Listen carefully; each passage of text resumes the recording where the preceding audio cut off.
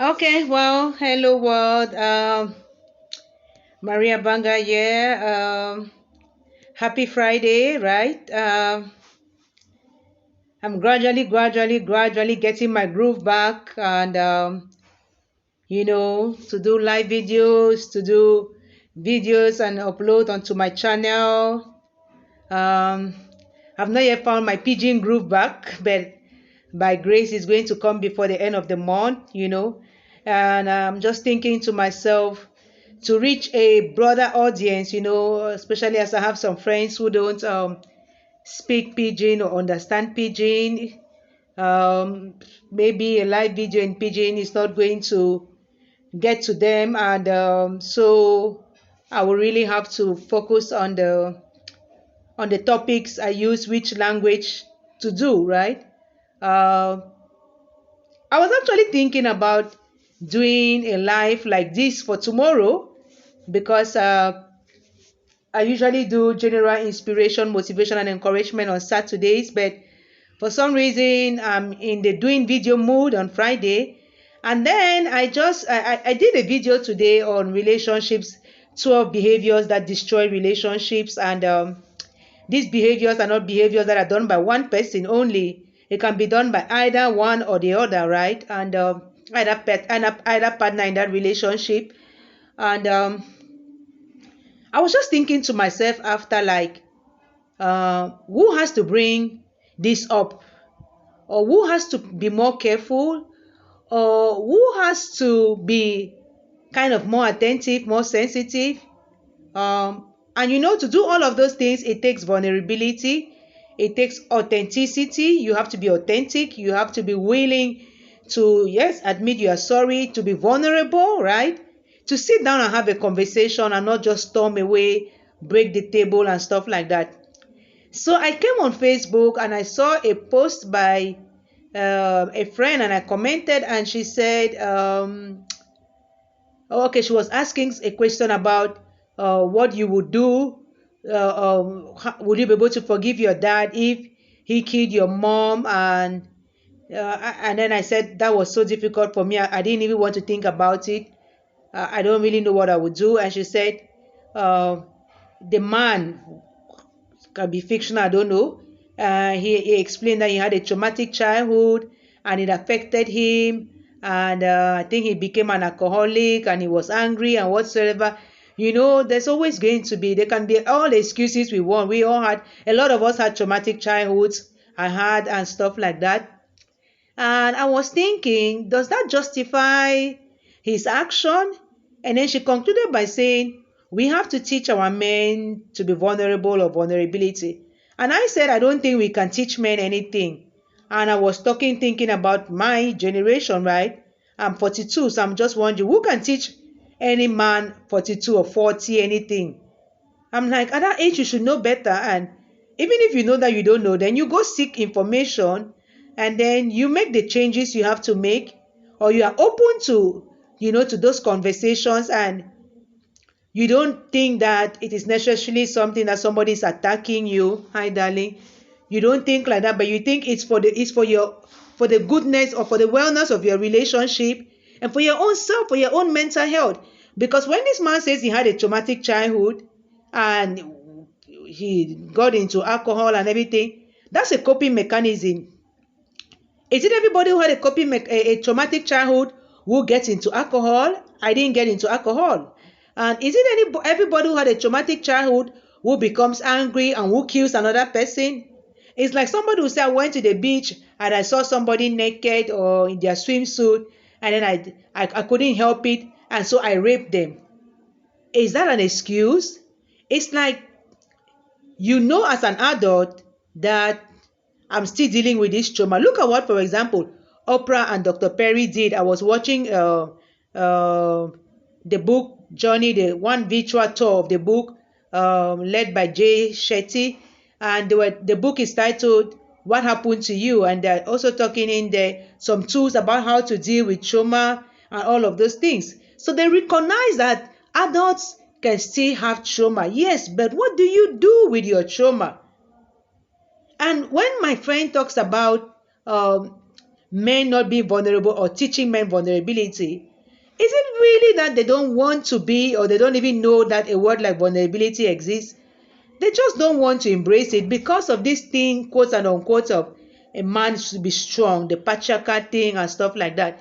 Because this is the same man now who, at the edge, is opening up and is being vulnerable to say, well, I had a traumatic childhood and la la la la. So there is a time to be vulnerable. And I used to say something. I'm a mother of 3 boys, so when I'm talking about men, I'm thinking of my boys, but I'm like, well, they're still young, so they're still teachable. But to think of men like 30, 40, what can you teach them? Even 20, right? Um, do they even want to open up? When we do shows, I've even gone to some platforms which were created by men or for women, for men. One was called Men Excel. I subscribe. I don't see videos coming up again. Even when they come up, when I see only the people who are viewing, I hardly see men. I'm like, if I look at my YouTube channel, 100 subscribers, 10 maximum will be men. And they have their reasons. Some come there just to admire my body. Some have told me that. Do they come there to read and then to see if this thing makes sense and stuff like that? For a man to go and see a therapist, go. I am one. Like, I don't know if I can say 1% or 5% are men. But the women come, the women come, the women come. And then we keep feeding this narrative of, well, men, it's difficult to crack their core. But when they're watching football, when they're engaging in the things they like, their mouths will run until you cannot even talk to them at that time. So I really think that men have to become conscious and decide that, I always use personal examples, right? Okay, there's somebody I was talking with, and then, wow, they were disrespectful and condescending and everything. And I told them, look, I'm sorry, I don't want toxic and everything. So I'm off, right? And I'm blocking you. I mean, I was cautious enough to say those kind of things. And I did that early this morning. This is somebody who said they were so busy and everything. But they've already they called me twice, and this is abroad. But they've had now time and credit to maybe buy a card or do whatever and call me twice. And then I had to even go and block the number so they don't call me again. But I'm like, why have you taken this time all of a sudden? Why? You feel threatened that you're losing a valuable relationship or maybe an asset, I don't know what, stuff like that. I'm like, does it have to get to that point for you, a man, to realize that, hey, I have to check. I have to check my language. I have to check the way I'm treating this woman. I have to check the way I'm even treating my own self. I have to check the way. We can only continue talking, my sister, as you rightly say. And if they want to pick it up, they pick it up. Our community don't even accept that they are traumatized. Oh my goodness, start from there. No, but when he gets to that point now where he's threatened by his daughter's unforgiveness, now he can now say, I had a traumatic childhood, right? Because he's threatened that he's going to lose something. So he can recall that he had a traumatic childhood and it affected him and he became an alcoholic. Is that not justification?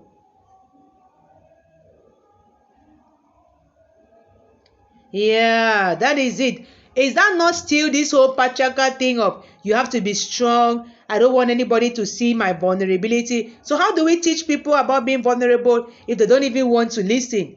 Can you force an adult in school? Even a small child nowadays, can you still beat children to sit in class? No. Not to talk of adults. I go to school willingly. I'm constantly learning. Anything before I come and do something, I have watched something which has inspired me. I'm still in school, I'm learning and stuff like that. How many? If they're watching is to see how they can, do their own kind of content to get money and stuff, but to apply it in their own lives or in their relationships, no. And of course in our community, because of course I'm talking about us. How do we crack that code? I used to think, well, it's men who can crack men's code. Because if you are talking to them, they're going to be like, you woman, what can you tell us about us? So sometimes I'm really reluctant to say something for men or on their behalf because we're like, what do you know about them? But now because I have 3 boys I mean, and I've also dated a lot of men and had relationships with men. I can see their behavior. I'm a psychotherapist and stuff, so I can talk about men, but I cannot talk for men the way another man is going to talk about it. But do they even watch? I watch some of them. I watch R.C. Blakes. I follow Tony Gaskins. I watch. How many men watch those men? How many? They think they know it all. And then they know that if anything goes wrong in the relationship, the woman is going to carry it on her head to make sure it works out. And everybody out there, a lot of people will hold the woman accountable because, well, our society, customs, and norms make it be the woman's responsibility to ensure that the marriage is working, the relationship is working, the children are well groomed, are well fed. In short, everything is a lot, 90% of things is on the woman. So the man takes him, he sits him there, he crosses his leg, swaps the channel and stuff. After all, I mean, if you're not careful, you even have to come and save him, right? Yes, women need to know. And I think that, my sister, it is not even my responsibility to teach a man anything. You know, seriously, I'm in communication with another man who is around my age, even older than myself, and who has the kind of mindset I have. And I'm like, who taught him? I have to have this conversation with him. Who taught you? So does it mean that some of our, mothers taught their sons differently and some other ones did not teach their sons anything? I don't know. I really don't know because I wasn't there in that era. But what I know and what I'm doing is I'm teaching my sons the same thing I'm teaching my daughter. It's like you have every right to show your emotions, to cry, to hurt, to talk about it. We all sit on the table. You treat your sister with respect. There's nothing it's her job and it's your job. We have to complement each other. Grow up that way. Don't get into a relationship thinking that it's a woman's place and job to come and serve you, wash your clothes, pack your things, do all those things. No, nothing like that. Because I think it starts from there.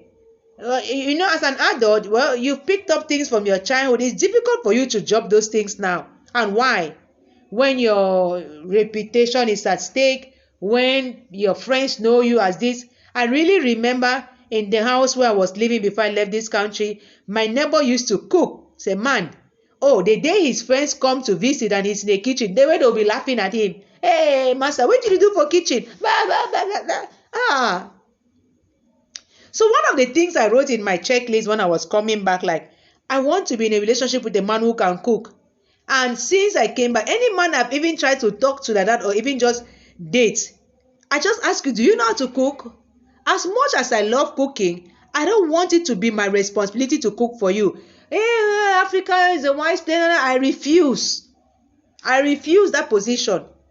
Because I enjoy working to doing all the things I do out there. So I don't want to come back and feel that pressure to cook. You can cook.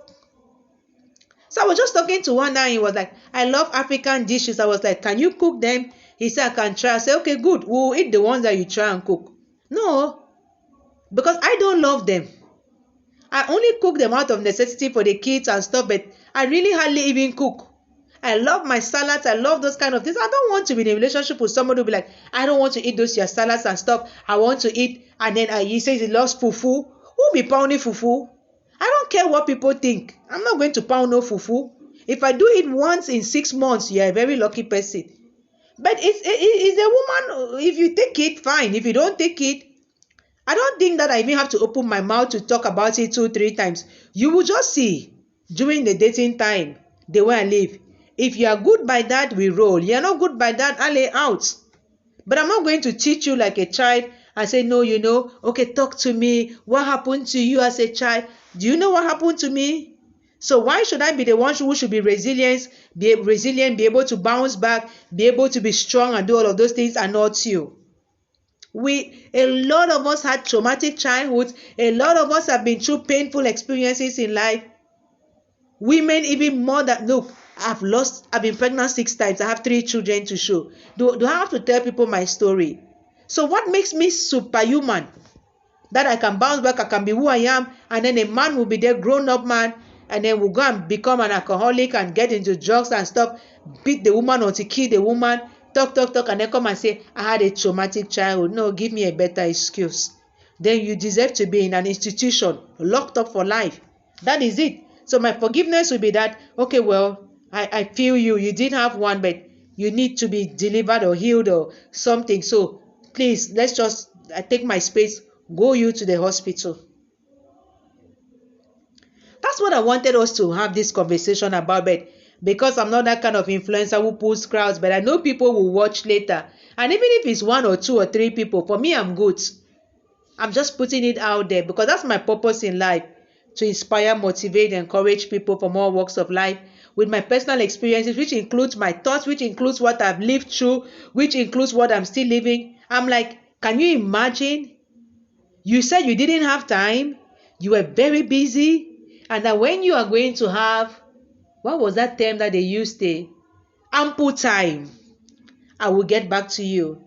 And I'm like, no, I don't even want that. It's okay. You are busy. I don't want to interrupt anymore. I don't want it to be like you're just doing me a favor by talking with me, trying to see if we can have a relationship. Please.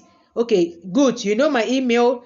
If you really finish being busy, you can send me an email. For the time being, I don't even want to you to have access to me on WhatsApp, nothing, block. Fine. Then all of a sudden, they call me on my direct line twice already. Where did you take that time? Where did you take the resources, right? I just blocked the number. I'm like, come on now. Come on. Not at my age. I don't dilly-dally. I don't fool around with grown men. Because I'm not supposed to fool around. I should know better. At my age, I should know better. So I seriously don't tolerate men over 40 who still behave like children. I don't at all.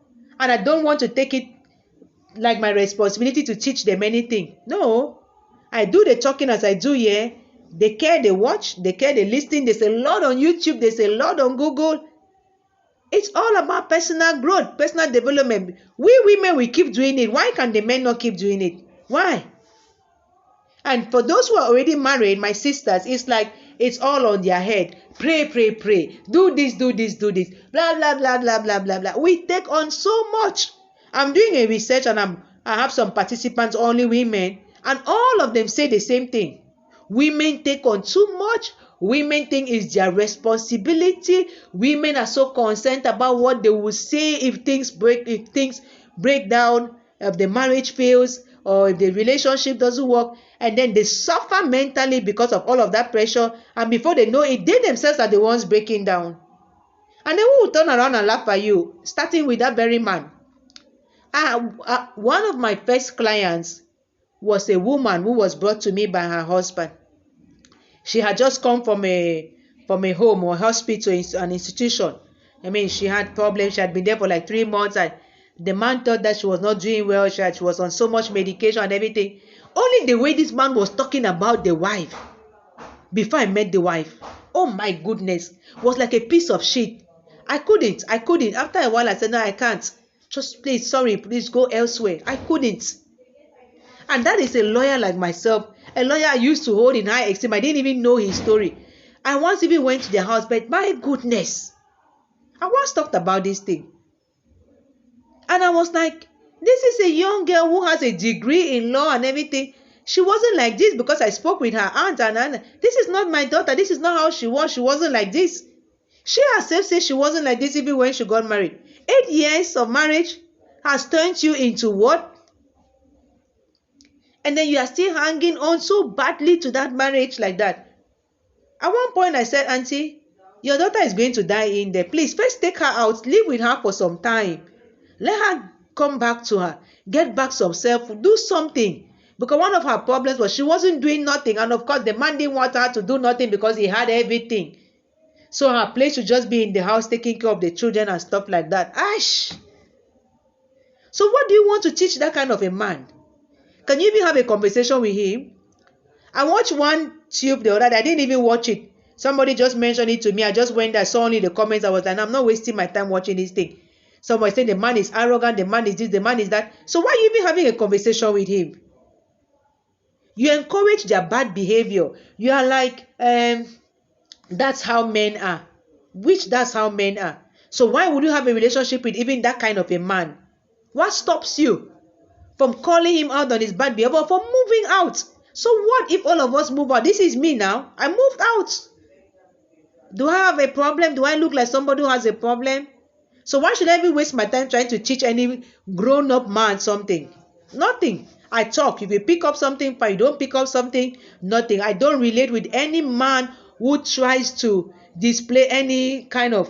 I'm not patient. I don't care. If I don't end up getting married again or being in any steady relationship, I don't care. Those are not measuring rods for me at all. At all.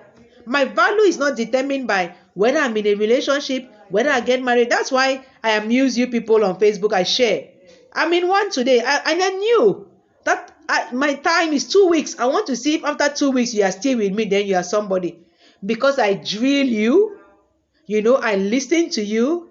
When one starts saying, oh, the way you are dancing, the way you are dressing, the way you are that, I'm like, in 2021, you still think I am about my dancing and my dressing? Let's have a conversation. Then I see how you start eloping. You start wanting to stay only on dressing and dancing. I'm like, you're not worried now. Come on, Claire. Next. I don't have that time at all. And I don't care what anybody says. Seriously. It's about my mental health. And so the men should also check themselves, go and get their own personal developments, be able to sit down with their partners and have these conversations, or go for therapy, right?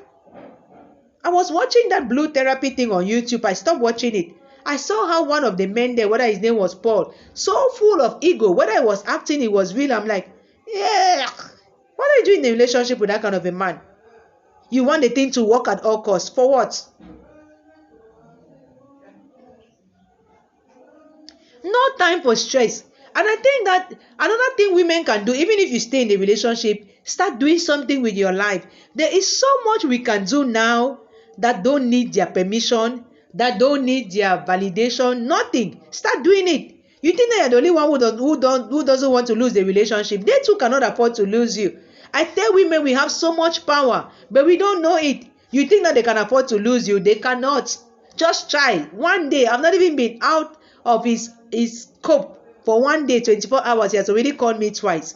He will write some long thing like that. Don't do this to me. Blah, blah, blah, blah, blah. They need us. So we can start taking care of ourselves. Start, if it's a TikTok thing, or it's a YouTube channel, it's a what? Do something. That is where you get them. Show them that, no, I'm not going to sit down and fold my hands. A lot of other sisters are doing it, and you see their men supporting them. Either they have realized that they better support, or the sister is going, she's rolling, she's moving on with her life. So you don't want to support me, I roll. You want to support me, good, then we roll together. That is it. You think that Michelle Obama and all of those women, the ones we see there on Facebook, you think that their men just started supporting them 100% from day zero? No, they realize that if I don't support her, she's rolling. So I better support her. Let's have a stronger couple. And then some other ones will want to climb on your head and make you feel like your own is to stay there in the house, take care of the children, make sure the house is okay, blah, blah, blah, blah, blah. Then you are there, stressed, you are sad, you start being angry with everybody, you are jealous of people, you are envious, you are disgruntled. The man is there living his best life. He might even add it there, after having 1 or 2 other extramarital affairs. You are there, you cry and cry. You want to teach him what? Teach yourself something. Teach yourself something, and then show him by your own attitude, by your own resolve, by your own resilience, that you move. Whether in the marriage or out of the marriage, you move. Then he's going to catch up. And then you people can now sit down at that time and then have a conversation. And maybe it is during that conversation that he's going to start being vulnerable, small. But to think that you're going to talk, oh, no, oh, baby, what happened to you? Tell me, how was your childhood? No. That will still be baby feeding him now. They have been baby fed their whole life by their moms. And so they grow up to be big boys, not men, boys. And then you can't marry them now and then continue to baby feed them and then still go behind and complain about them. No, I don't baby feed. I don't baby feed at all. A grown man, you should know what you want with your life. First of all, what's your purpose? What's your vision? I keep doing my things. The least comment, like whether you call it positive criticism or what, about my dressing, my dancing, I just start to check you. Because I don't judge people. I don't have nothing to say about somebody's choices in life, whether they're dancing how, they're dressing how, I'm about somebody's call, somebody's values, somebody's principles, somebody's faith, and all of those things is not on the outside. So I have nothing to do with your outside. So don't have nothing to do with my outside. I know when to dress in wrapper, when to dress in shorts, when to dress. You don't need to teach me that. I don't teach you that. Why should men think it is their responsibility to teach the women something? You say, I want to teach you a lesson. Teach me which lesson? So it is not also my responsibility to teach a grown man any lesson. I just refuse to take that responsibility. That's what I wanted to put out there this evening. And like maybe other sisters are going to make comments, like, do you really think we can teach men anything? Should we even try? And then how do we go about it? Seriously. As far as I'm concerned, I don't think I can teach them anything, especially directly, maybe indirectly. I'm an empowered woman. I'm a feminist. I'm an activist. I'm everything. You don't like that? Move. I move. Am I for what? Seriously.